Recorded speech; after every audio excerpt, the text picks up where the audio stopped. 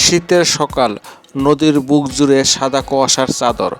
সূর্য উঠেছে কিন্তু কুয়াশা যেন নড়তেই চায় না।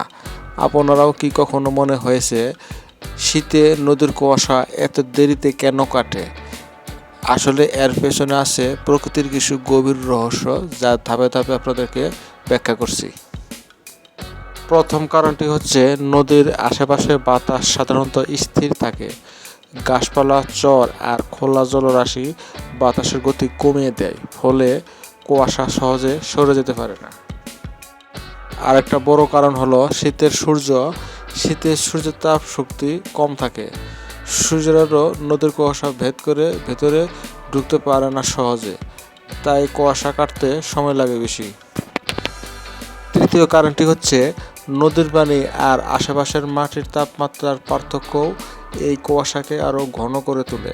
বিশেষ করে ভোরের দিকে নদী যেন কুয়াশাকে আঁকড়ে ধরে রাখে।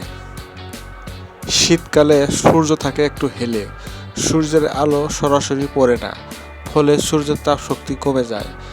এই দুর্বল সূর্য ঘন কুয়াশা ভেদ করে নদীর পানি পর্যন্ত পৌঁছাতে পারে না, ফলে কুয়াশা গরম হয়ে উড়ে যেতে দেরি করে।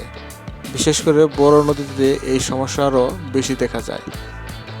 নদীর উপর কুয়াশা জমে থাকার আরেকটি বড় কারণ হলো ভোরবেলা দেখা যায় নদীর পানি আশেপাশের মাটির চেয়ে কিছুটা উষ্ণ থাকে।